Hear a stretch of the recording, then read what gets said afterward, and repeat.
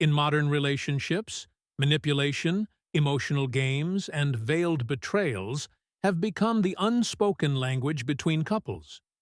What appears to be love is often a refined form of control, a performance rooted in psychological survival rather than genuine affection. Freud believed that what is not brought to consciousness returns as fate. In the context of love, this means that unhealed childhood wounds, unresolved parental models, and unconscious fears of abandonment shape the way individuals relate to each other. From a young age, many learn that affection must be earned through submission, silence, or sacrifice. In adult life, this translates into toxic bonds disguised as passion, where the one who controls best is seen as the one who loves most. Under Freud's psychoanalytic lens, these relational dynamics are not merely random or circumstantial.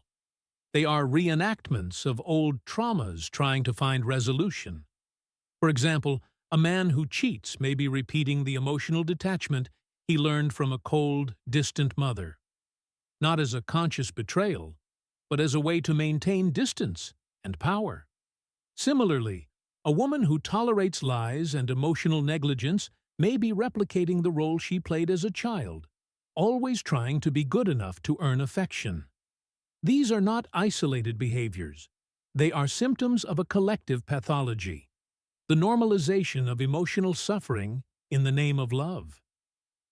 One of the cruelest illusions fostered by modern relationships is the idea that pain is proof of passion. The more someone tolerates, forgives, or remains in silence, the more deep the love is considered to be. But Freud would challenge this notion with one of his most disturbing truths. Where there is repression, there will be symptom.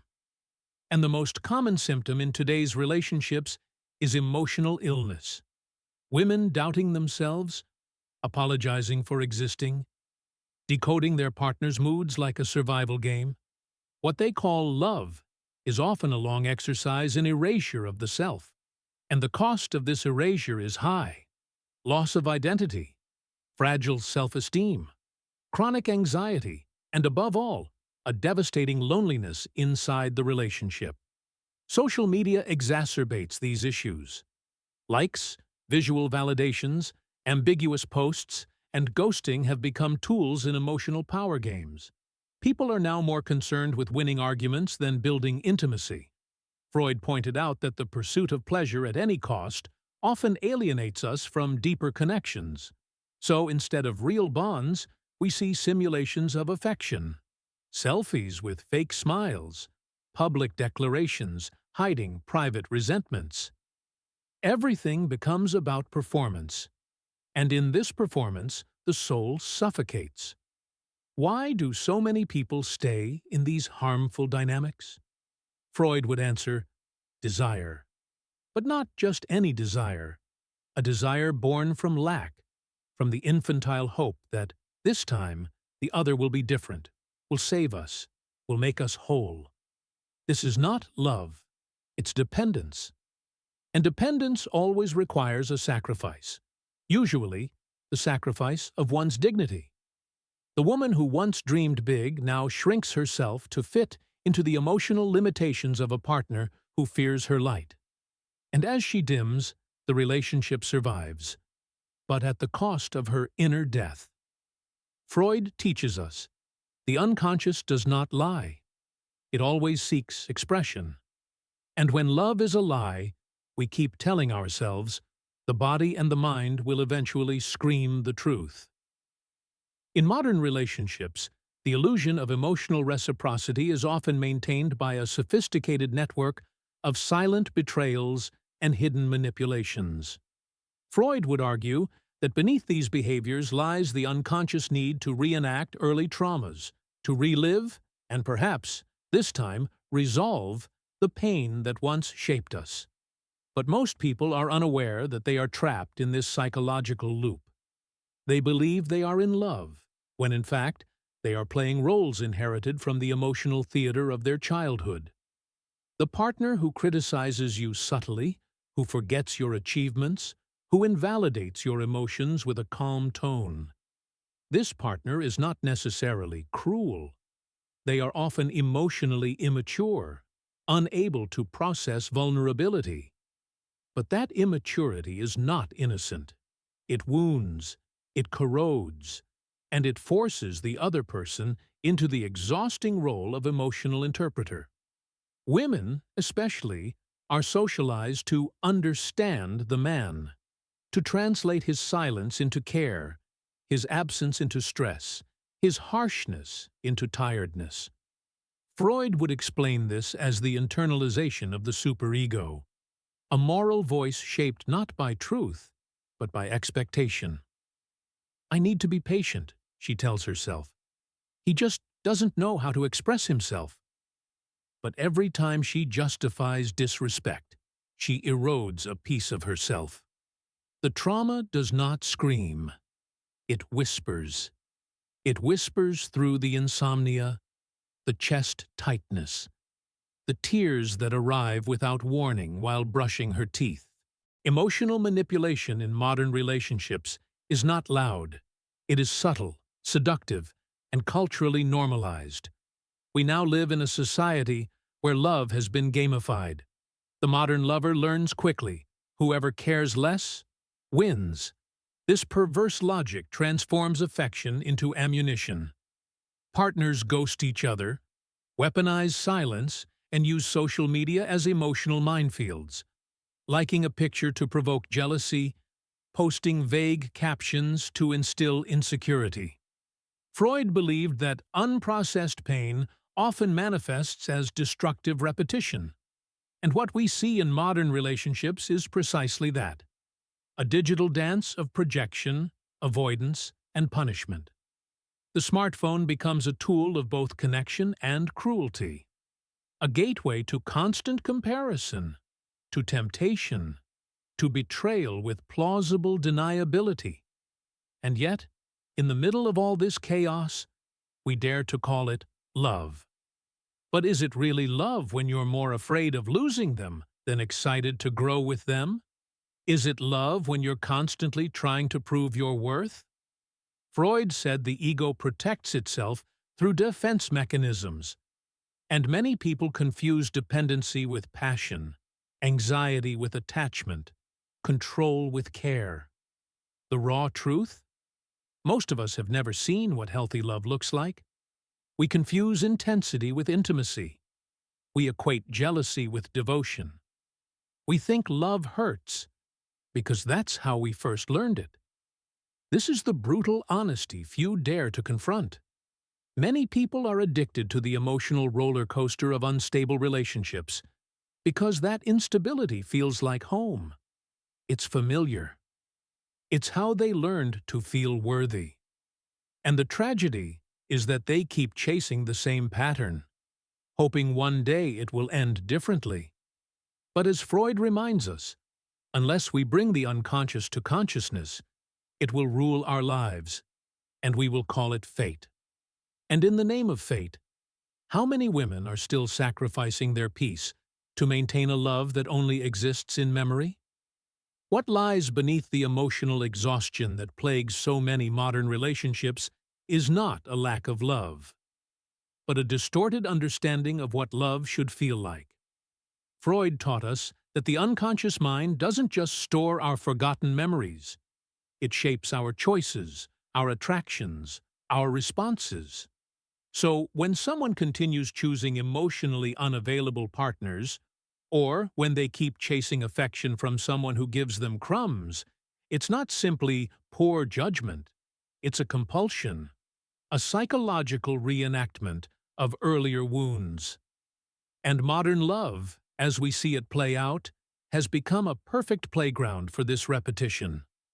A space where validation is fleeting, communication is masked by memes, and silence is often louder than presence. A woman in love today often finds herself performing a balancing act. She is expected to be desirable but not demanding, strong but never intimidating, emotionally available but never too much. She becomes fluent in reading subtexts, in decoding text messages, in managing her tone so she doesn't seem crazy. Freud would say she's not just reacting to her partner.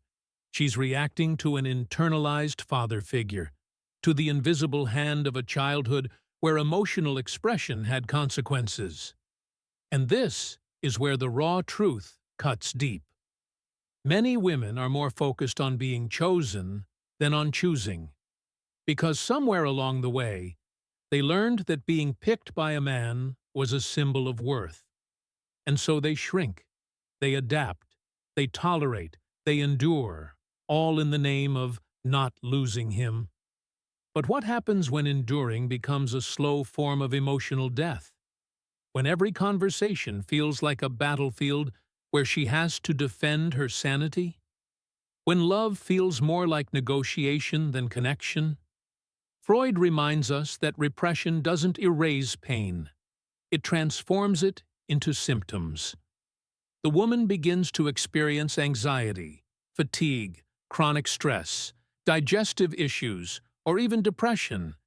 And yet, society tells her she's just sensitive, that she's overthinking, that all relationships are hard. But no, what's hard is loving someone who turns your trust into leverage. What's hard is constantly feeling like you're asking for too much, when all you wanted was to be seen.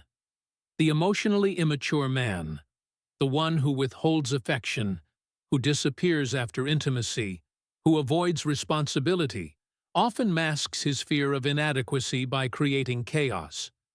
Freud explained that people project their inner conflicts onto others. So, when he makes you feel like you're the problem, it's often because he cannot face his own emotional shortcomings. He may charm you one moment and ignore you the next. He may say, "I'm just not good at expressing feelings," but demand your emotional labor constantly. This isn't love. It's emotional colonization. You're not in a relationship. You're in a recovery cycle that never ends. And still, many stay. They stay because they see glimpses of the person he could be. They stay because they believe in potential. Because they're not just in love with the man. They're in love with the idea of healing him. But healing is not love's responsibility. And no woman should have to shrink herself in the hopes that someone will grow. Freud would call this dynamic a form of transference, a projection of past hopes onto someone who cannot fulfill them. The result? She becomes a therapist in disguise, and he remains emotionally stunted, content to be nurtured, but never transformed. So the disillusionment begins to settle in. She starts questioning everything. Was it always like this? When did I begin to lose myself? Why am I so tired, even when nothing is happening? These aren't random thoughts. They're the psyche begging for liberation. And liberation, Freud tells us, begins by confronting the truth, no matter how painful. Because only by making the unconscious conscious can we break the cycle.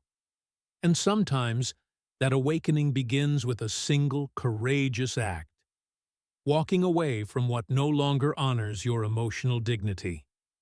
The final unraveling of emotionally toxic relationships is rarely explosive. More often, it's quiet. It's in the slow fading of hope, in the dull ache of conversations that once held meaning, in the mirror that reflects a woman she no longer recognizes. Freud taught us that what we repress does not die. It festers, it distorts, it erupts in ways we least expect. And in modern relationships, what many repress is the truth that they are not being loved. They are being tolerated, used, manipulated. The most dangerous betrayal is not when someone cheats. It's when they make you betray yourself to stay. When they teach you that silence is peace, that walking on eggshells is compromise, that your needs are inconveniences. This final stage is the most disorienting, because it feels like mourning a person who's still alive. You grieve the promises, the moments of laughter, the imagined future. Freud would call this melancholia, not just sadness, but an internalized loss of the self, where one starts to believe the failure was theirs alone. She tells herself she should have been more patient, more understanding, less reactive. But this is not accountability. It's trauma in disguise. A woman can spend years apologizing for wounds she didn't cause, just to preserve a version of love that never truly existed. As reality pierces through the fog, clarity arrives not as a sudden epiphany, but as a slow, burning truth. You begin to see the patterns, the cycles of distance, the rehearsed apologies, the convenient forgetfulness. You begin to notice how affection is weaponized, how your joy is dimmed, how your strength is reframed as aggression. And then the final question emerges. If this isn't love, what is it? Freud would answer, it is a neurosis built on fantasy. A fantasy that if you endure long enough, if you love hard enough, they'll finally become who you need. But people don't transform under pressure. They crack.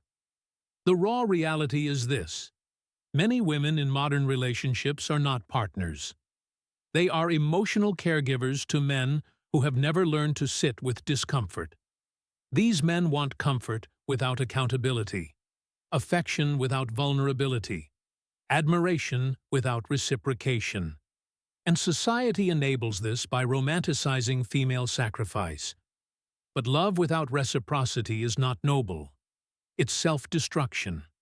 This is the wake-up call, the shock of consciousness, the moment where a woman decides that the cost of staying, her peace, her self-worth, her dreams, is too high.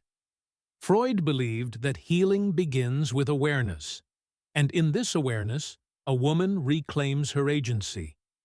She no longer waits for closure, for change, for validation. She closes the door not out of bitterness, but out of reverence for her own soul. She walks away not because she stopped loving, but because she started loving herself more. And so, the manipulation ends not when he apologizes, not when he begs, not when he pretends to change. It ends the moment she realizes that survival is not the same as living. That love should feel like safety, not strategy. That connection should heal, not harm. This final part is not just an ending, it's a rebirth. The most powerful act of resistance in a world that feeds off female submission is choosing to no longer participate, to break the cycle, to say, I deserve more, and to never settle again.